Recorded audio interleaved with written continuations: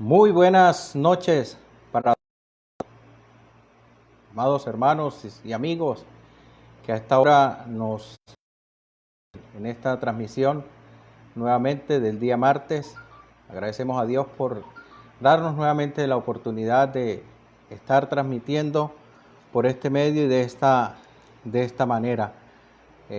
Damos gracias a Dios por en medio de todas las circunstancias que vive el mundo entero.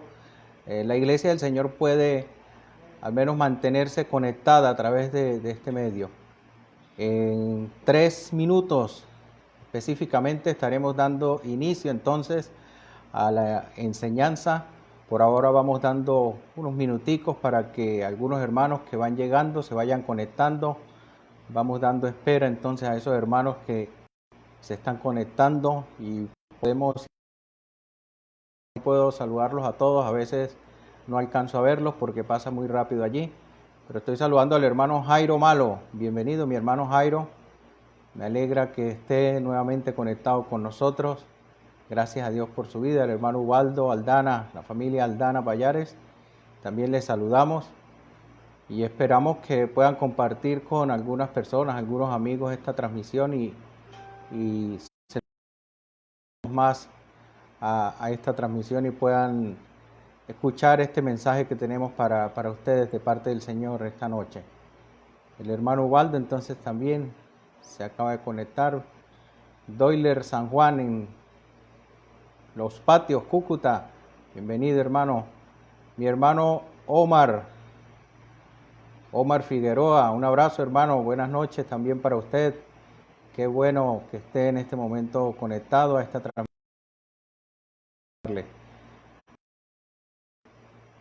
Gracias a Dios por este tiempo tan especial. La Iglesia del Señor no se ha desconectado, sigue unida, permanece en oración, permanece en comunión, permanece también expectante a todo lo que está sucediendo, pero con una actitud muy clara, con una firmeza, que es lo que el Señor quiere. Hermana Ana María Ríos, toda la familia Ríos, saludos allá para los hermanos que se conectan también. Gracias a Dios por ellos. Quiero decirles a los hermanos que se los martes y los viernes a esta misma hora. Los martes y los viernes entonces estaremos a esta misma hora.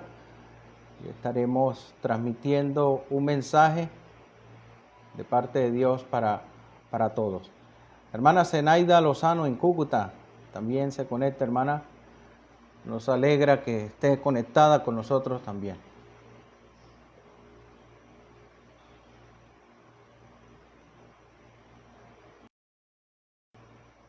Bueno, ya tenemos algunos hermanos conectados y esperamos que 7:15 ya. La hermana Ana Yurley Gallardo. Ana Yurley Gallardo, que está de cumpleaños hoy, no pudimos darle el abrazo de cumpleaños, pero desde acá un abrazo fraterno, con mucho aprecio también. Le damos gracias a Dios por su vida y por darle un año más al lado de su familia y que disfrute de este día también. Bueno, hermanos, vamos entonces a entrar en materia en lo que nos ocupa esta noche. Estudio de la palabra de Dios, hacer un estudio sobre una temática que quiero tratar con ustedes. He titulado El mensaje de Jesús a la Iglesia Universal y al mundo entero, porque el mensaje de Jesús a la Iglesia Universal es también un mensaje al mundo entero, porque a través de la Iglesia mundo entero. Quiero tratar ese tema basándome en el libro de Apocalipsis, en los 3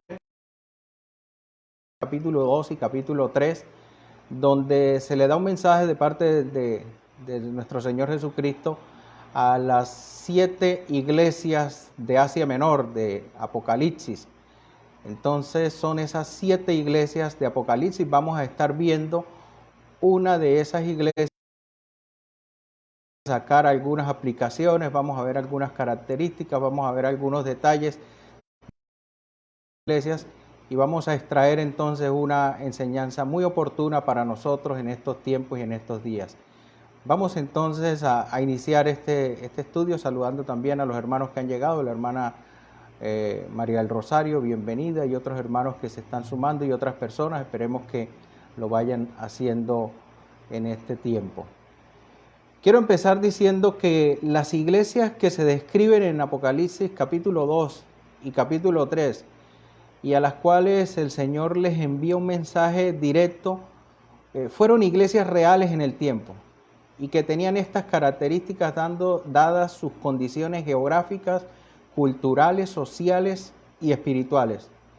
Son iglesias de Asia, fundadas durante el periodo del avance misionero y posiblemente estableciendo un epicentro en la ciudad de Éfeso y concretamente en la iglesia de Éfeso. Sin embargo, estas iglesias vistas desde la interpretación dual de la profecía representan la iglesia universal y sus características más notorias a lo largo de las distintas épocas. El número 7 en el contexto bíblico y específicamente en el marco escatológico está asociado a la plenitud y la perfección, lo que indica que 7 iglesias claramente se hace referencia a la totalidad de la iglesia, tanto en el tiempo como en el lugar. Dicho de otro modo, es un mensaje no solo a las iglesias históricas mencionadas, sino que también es un mensaje a la iglesia universal en todos los tiempos y en todos los lugares. Por tanto, se hace notorio que la iglesia ha evidenciado en algunos lugares o en algunos momentos estas características aquí descritas. Se habla en algunos círculos teológicos de interpretación, se habla a veces de otras formas de ver este mensaje a las 7 iglesias y tiene también mucha la enseñanza que está relacionada con que estas iglesias, las 7 iglesias representan una época en la historia de la iglesia. Sin embargo, haciendo un peritaje un poco más actualizado y de pronto estableciendo algunas connotaciones que están allí específicamente en la iglesia y en el mensaje que hay, podemos determinar que es un mensaje para la iglesia de esa época, pero que es un mensaje en todos los tiempos y en todas las edades, y a lo largo del estudio podremos irnos dando cuenta de ello. Y es muy oportuno entonces que recordemos en estos momentos que vive el mundo entero este mensaje dado a las iglesias. ¿Por qué? Porque el mensaje se encuentra al inicio del libro, precisamente antes que la iglesia sea arrebatada. Y este es un detalle no menor. Apocalipsis capítulo 1, versículo 1, dice lo siguiente: la revelación que Dios le dio para manifestar a sus siervos las cosas que deben pronto, y la declaró enviándola por medio de su ángel a su siervo Juan. Dios quiere, desde el principio lo está manifestando, Dios quiere que la iglesia esté enterada de todas las cosas que han de suceder. Tiene el enorme propósito de informarnos a nosotros de todo lo que ha de suceder. El Señor Jesucristo en Mateo 24, 25, en Marcos capítulo 13 y en Lucas capítulo 24. El Señor siempre queriendo informar la iglesia y queriendo informar no solamente a la iglesia, sino al mundo entero de todo lo que va a suceder. De manera que este mensaje es de claridad, que Dios nos está advirtiendo y nos está haciendo unas cosas muy puntuales. Por eso, a partir del capítulo 2, da ese mensaje a las iglesias. Y esas iglesias, como dijimos, son iglesias históricas, reales, del primer y segundo siglo de la era cristiana, pero también es un mensaje claro a la Iglesia universal en todos los tiempos y en estos aproximadamente 2000 años de historia que llevamos de la Iglesia. Por eso en Apocalipsis capítulo 4 dice: después de esto miré, y he aquí una puerta abierta en el cielo, y la primera voz que oí como de trompeta hablando conmigo dijo: sube acá, y yo te mostraré las cosas que sucederán después de estas. Note usted que dice después de esto. ¿Después de qué? Después de esto que el Señor anunció con relación a la iglesia.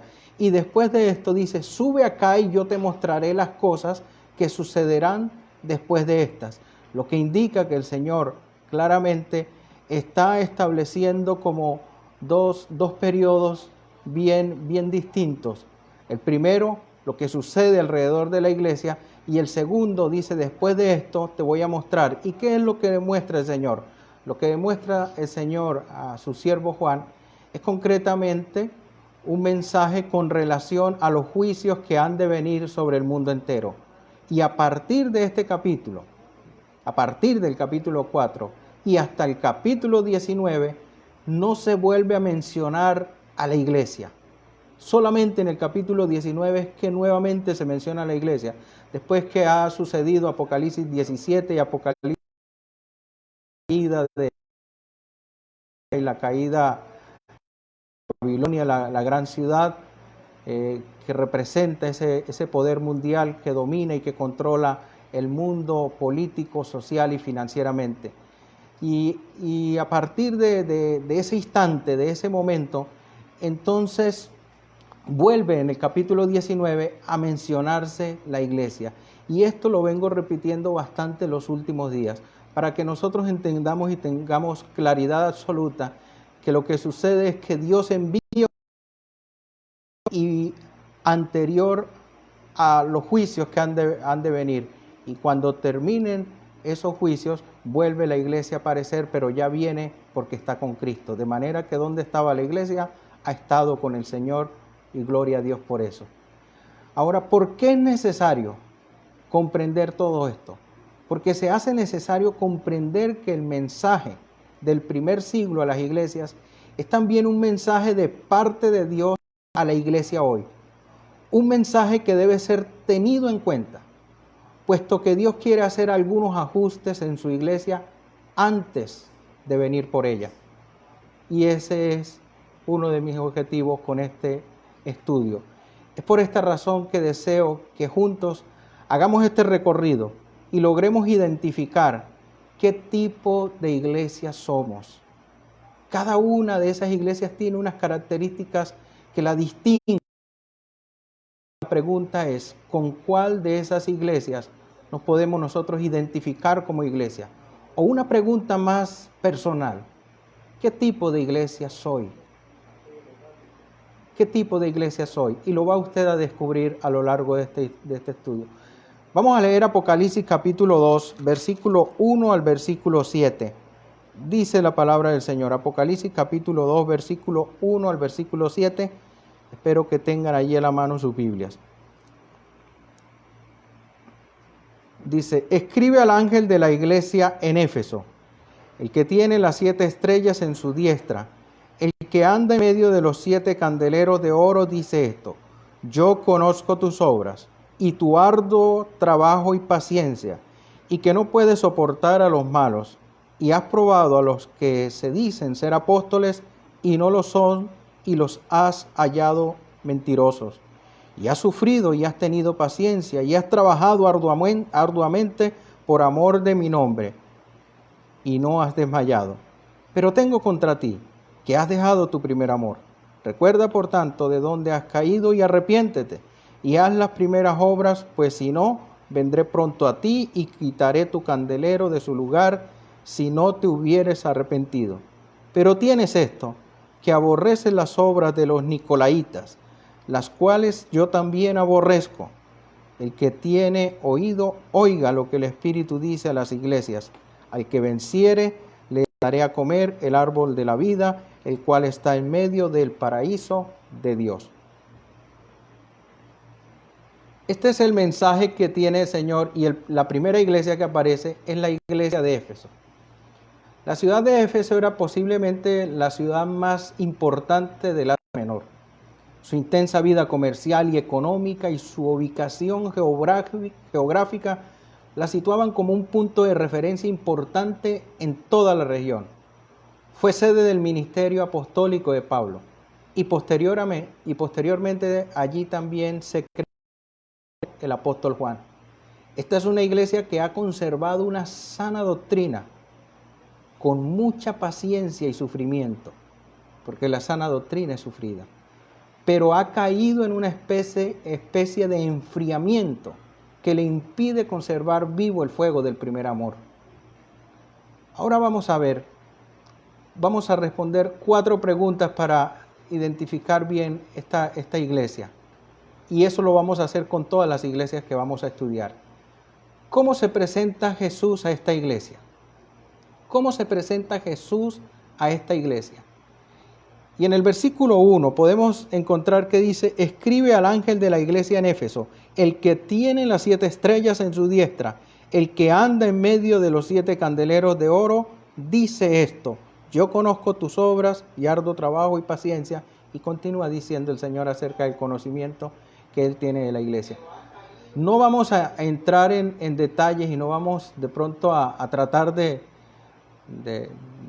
desmenuzar todo el pasaje para entender posiblemente cada una de las cosas, pero quiero que entendamos un poco lo que el Señor está diciendo y qué es lo que Él, cómo se está presentando.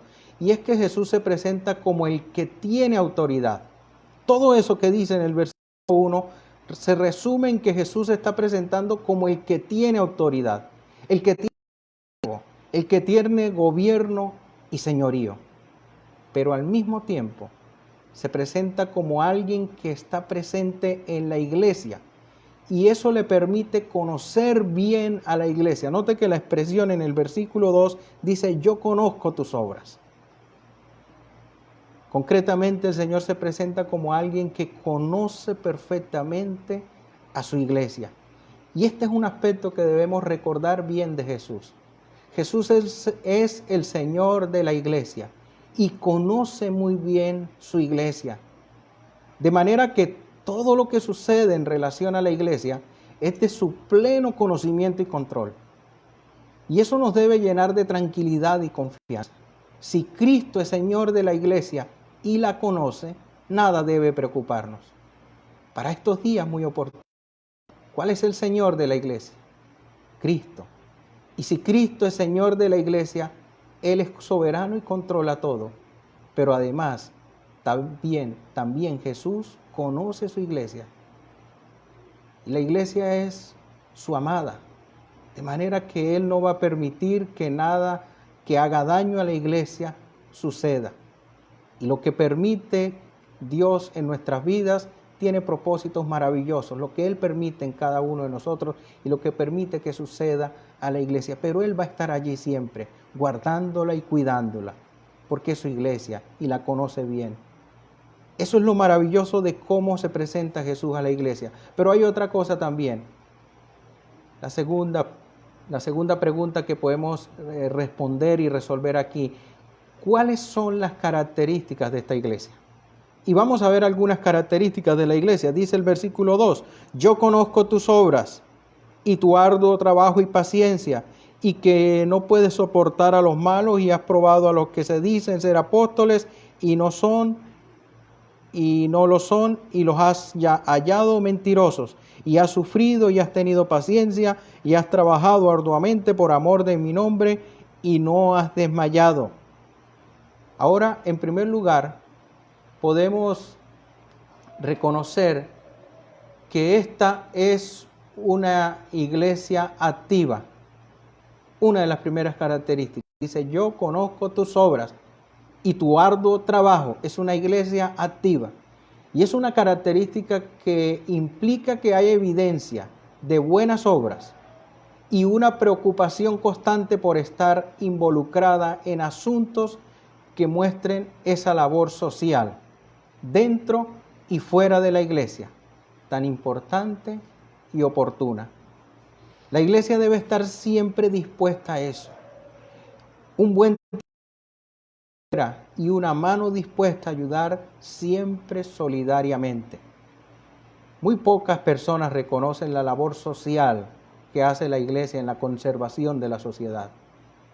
En muchos lugares, los cordones de miseria en que viven algunas familias, algunas personas, se ven drásticamente mejorados porque uno de sus miembros abrazó el Evangelio de Cristo, y esto es suficiente como para tener un impacto transformador en ese entorno. De manera que la iglesia, las obras de la iglesia, y como la describe aquí el Señor, es una característica maravillosa. Pero también esta es una iglesia paciente. El obrar requiere paciencia. Mira lo que dice el verso 3, y has sufrido y has tenido paciencia. Los resultados de las buenas obras generalmente tardan en observarse. Y esta es una iglesia que no solo es paciente en esencia, sino que también lo es en el actuar. Pero también el versículo 2 dice, yo conozco tus obras y tu arduo trabajo y paciencia, y que no puedes soportar a los malos. Y has probado a los que se dicen ser apóstoles y no lo son, y los has hallado mentirosos. Y el versículo 6 se complementa con este para encontrar otra característica. Pero tienes esto, que aborreces las obras de los nicolaítas, las cuales yo también aborrezco. Y esto nos da lugar a una tercera característica de la iglesia, que esta es una iglesia celosa. Una iglesia celosa se distingue porque no soporta la maldad y prueba y discierne entre lo falso y lo verdadero. Es una bonita característica de esta iglesia también. El celo no es legalismo, tampoco es fanatismo. El celo es rechazar la maldad y saber distinguir e identificar bien el error. Los hermanos de Éfeso rechazaban conductas inmorales en la iglesia, como es el caso de los nicolaítas. El Señor les reconoce eso. Rechazaban también aquellos fraudulentos apóstoles, y el Señor les reconoce eso. Este tipo de comportamiento, en el caso de los nicolaítas, no eran aceptados dentro de la iglesia. Los nicolaítas eran una secta cuya conducta carecía de moralidad. Era una inclinación a un comportamiento licencioso. Es una cosa que la iglesia de Éfeso rechazaba y que no aceptaba dentro de sí. De igual manera, nosotros también necesitamos examinar bien qué conductas y qué comportamientos que no son adecuados y que hacen daño a la iglesia pueden estar por allí dando vueltas. Pero la cuarta característica es una iglesia sufrida y diligente. El versículo 3 dice, y has sufrido y has tenido paciencia. Y dice, continúa diciendo, y has trabajado arduamente por amor de mi nombre y no has desmayado. El trabajo, cuando está motivado por el amor al Señor, implica el sufrimiento, pero al mismo tiempo conduce a la perseverancia que impide desmayar. Si usted está motivado en cualquier cosa que haga y su motivación es impulsada por el amor, déjeme decirle que podrá venir cansancio, pruebas, dificultades, pero usted persistirá, perseverará y no desmayará. Y esta era una característica bonita de esa iglesia también. Una quinta característica es que es una iglesia con buena doctrina y madurez. Al reunir las características anteriores, se evidencia que esta iglesia tenía buena doctrina y una madurez ejemplar. Nadie puede decir que tiene una sana doctrina si no tiene madurez, porque la sana doctrina debe llevar a ese equilibrio de a la madurez. Pero vamos entonces a responder una tercera pregunta.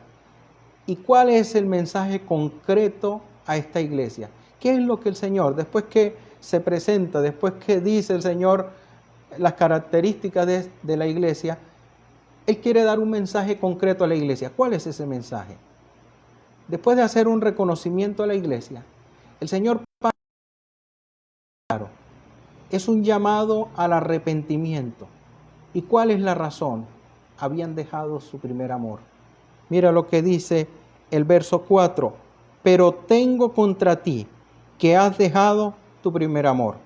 Y dice el 5, recuerda por tanto de dónde has caído y arrepiéntete y haz las primeras obras, pues si no, vendré pronto a ti y quitaré tu candelero de su lugar si no te hubieres arrepentido. Lo que concentra aquí la atención es el verbo dejar. El verbo dice, has dejado, pero tengo contra ti que has dejado tu primer amor. Y dejar indica ir fuera o desplazar hacia afuera. Anteriormente el Señor les había reconocido el arduo trabajo por amor hacia Él, pero acá les dice que ellos han dejado su primer amor. Hicieron muchas cosas, lograron grandes objetivos, pero habían desplazado hacia afuera la verdadera razón de su obra, el amor. Ese amor con el que iniciaron. Habían caído en una especie de activismo frío, pero más allá de lo que implica esto, es necesario recordar también que el primer y gran mandamiento universal es amar a Dios sobre todas las cosas. Cuando Jesús le pregunta a los discípulos cuál es el primer y gran mandamiento, Él dice, amarás al Señor tu Dios sobre todas las cosas. Y dice, y el segundo, amarás a tu prójimo como a ti mismo. En esto se resume la ley. Concretamente la ley estaba resumida en esos dos mandamientos. De manera que amar a Dios sobre todas las cosas es el principal y gran mandamiento dado por Dios a todos los hombres. Y la expresión que has dejado tu primer amor, la expresión primer amor, también puede traducirse, la palabra primer también puede traducirse como principal amor. En otras palabras, Dios había dejado de ser prioridad en sus vidas. Aunque vivían inmersos en una actividad religiosa y una sana doctrina, Dios había dejado prioridad en sus vidas. De manera que el mensaje a esta iglesia es arrepentirse, porque han desplazado hacia afuera o han dejado su primer amor. En otras palabras,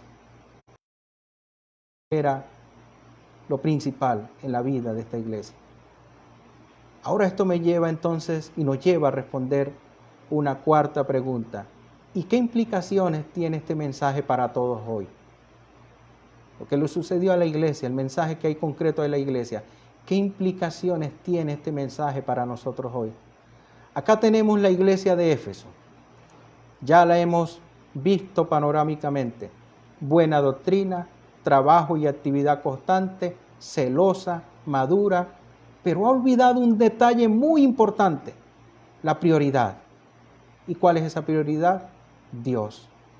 Fácilmente, la iglesia actual puede ser muy parecida a la iglesia de Éfeso, donde Dios es el motivo de todo, pero no la motivación de todo. Es posible que todo lo que hagamos se origine en Dios, porque así es, pero no todo esté motivado por un genuino amor a Dios. Es muy fácil caer en este estado también en lo personal. Cuando hacemos y tenemos gran actividad religiosa, pero Dios no es la prioridad en nuestras vidas. Necesitamos saber que el pueblo de Dios siempre tendrá un papel protagónico en todos los sucesos humanos.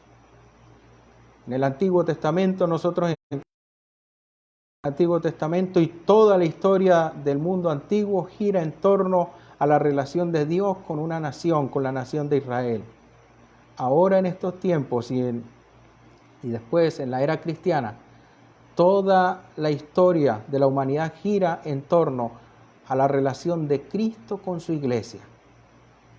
Quienes siguen de cerca a Israel saben que Israel ha pervivido a lo largo de los años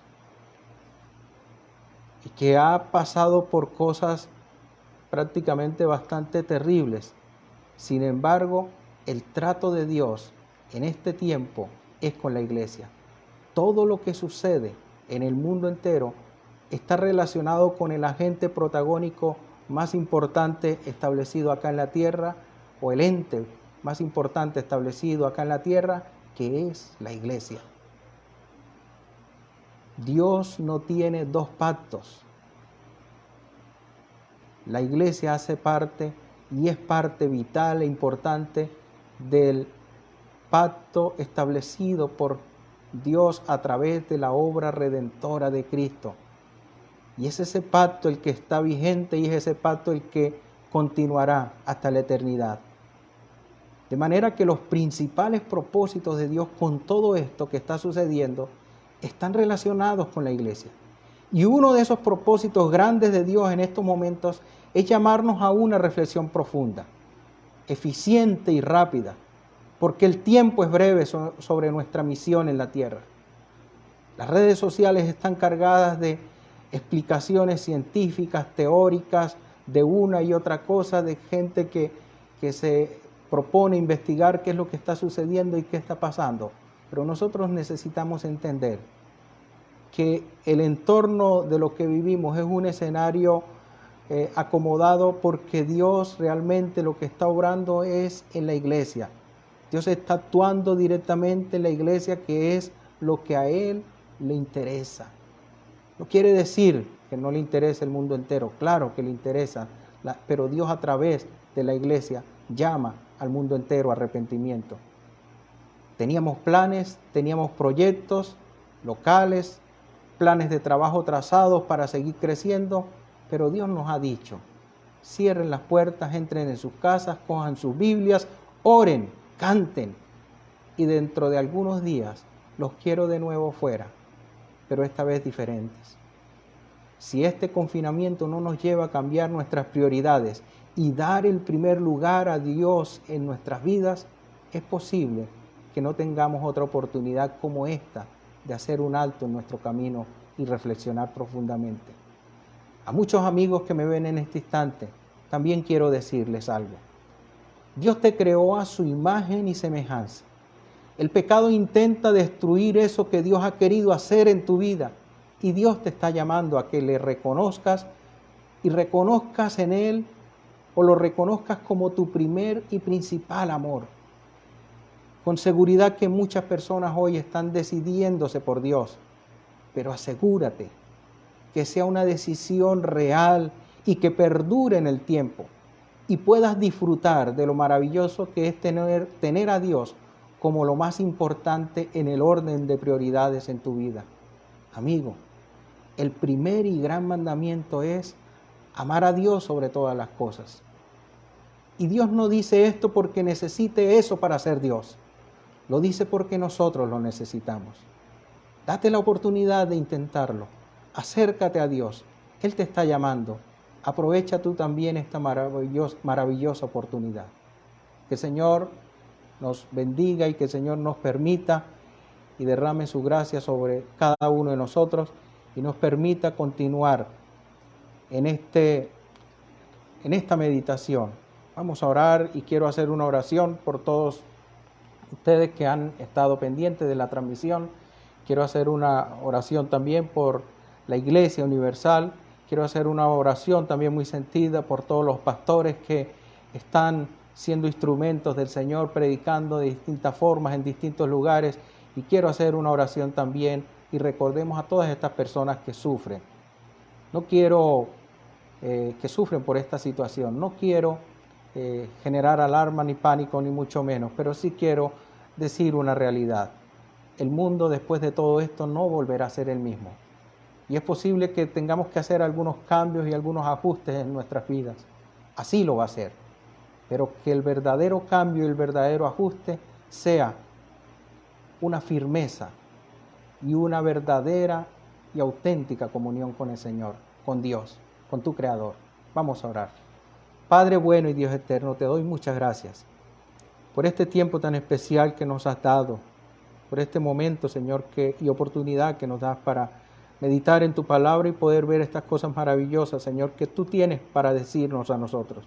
Y yo quiero, Señor, en este instante, aprovechar, Señor, la oportunidad para rogarte por todas estas personas que han estado viendo esta transmisión. Tú conoces sus vidas, sus corazones, sus luchas, sus deficiencias, pero tú conoces también, Señor, los deseos más íntimos del corazón de cada uno y posiblemente, Señor, el deseo que hay de seguirte de manera genuina, Dios. Padre, quiero rogarte también por todas aquellas personas que sufren a causa de este mal global que agobia a toda la humanidad, Señor. Sabemos que tú tienes control absoluto de todo. Sabemos, Dios, que tú eres un Dios soberano, que todo lo gobiernas y que nada sucede sin tu permiso, sin tu licencia, sin que tú lo sepas, Dios. Por eso, Dios, sabemos que tú escuchas el clamor de millones de personas en el mundo entero que claman a ti, Dios. Pero también, Dios, permite que muchas de estas personas en ese clamor se encuentren contigo, Dios.